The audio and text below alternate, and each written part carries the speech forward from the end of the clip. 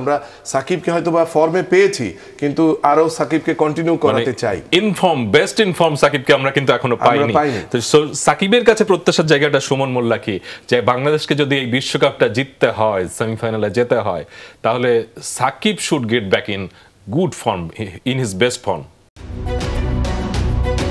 দেড় যুগ ধরে ভালোবাসার নিড়ে এসিআই পিওর সল্ট।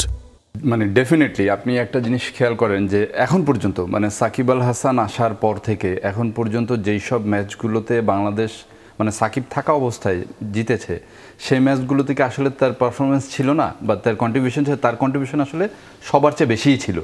সো আমরা তার পার্টটা প্রচণ্ড রকম মিস করতেছি, মানে টোটাল ব্যাটিং ইউনিটের ব্যাটিং তো মিস করছি, পাশাপাশি সাকিবের পার্টটা অবশ্যই মিস করছি। মানে সাকিবের মতো খেলতে পারতেছে না, মানে সাকিবের যে অপটিমাম লেভেলের পারফরম্যান্স সেটা বাংলাদেশ এক্সপেক্ট করে, রাইট, সেটা আপনি বলছেন মানে সুমন মোল্লা। আপনাকে অসংখ্য ধন্যবাদ। শেষ করব জাকারিয়া জালাল, আপনার বোধহয় কিছু কথা ছিল যেটা আসলে আমি প্রশ্ন করতে চাই না, আপনি শেষ করবেন। না আমার যেটা কথা ছিল সেটা হচ্ছে যে আমরা যে সুপার 8 এসেছি, আমরা যখন বিশ্বকাপে যাচ্ছিলাম একটা নরবরে সিচুয়েশন নিয়ে যাচ্ছিলাম। তো আমি একটা ইন্টারভিউ পড়ছিলাম রিসেন্টলি, সাকিবের একটা ইন্টারভিউ একটা ইয়েতে ছাপা হয়েছে, সেখানে ওর একটা স্পষ্ট কথা ছিল যে আমাদের ম্যাচ 4টা, 2টা ম্যাচ নিউইয়র্কে, 2টা ম্যাচ ওয়েস্ট ইন্ডিজে, আমরা 2টা ওয়েস্ট ইন্ডিজে ম্যাচ জিতবো, আর বাকি একটা ম্যাচ জিততে পারলে আমরা সুপার 8-এ চলে যাবো, then the game is open, the world cup is open. যে কথাটা সুমন ভাইকে জিজ্ঞেস করছিলেন Shakib is a player, Shakib যে শুধুমাত্র ক্রিকেটের জন্য নয়, যে একটা প্লেয়ার 15 বছর ধরে যে কোনো ফরম্যাটে যে কোনো গেমে টপ র্যাঙ্কে থাকা, it's an incredible, it's an মানে জিনিয়াস টাইপ অফ ব্যাপার।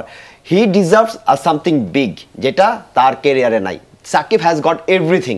সাকিবের ক্যারিয়ারে একটা ভালো ট্রফি নাই, তো এই ট্রফির একটা ট্রফি যখন হয় তখন কিন্তু একটা টিম পারফর্ম করতে হয়। আপনি যুগে যুগে যত বড় বড় টিম পারফর্ম করছে তারা ট্রফি পেয়েছে, তো সাকিব মোটামুটি আপনি যদি দেখেন, আমি বাংলাদেশের যে টিমটাই ওয়ার্ল্ড কাপে গেছে তাদের যদি এক্সপিরিয়েন্স লেভেল দেখেন, তাদের যদি এক্সপোজার লেভেল দেখেন, তাদের যদি ক্যারিয়ার দেখেন, স্টেট দেখেন, ইটস এ টিম এবং অবশ্যই একটা প্রত্যাশা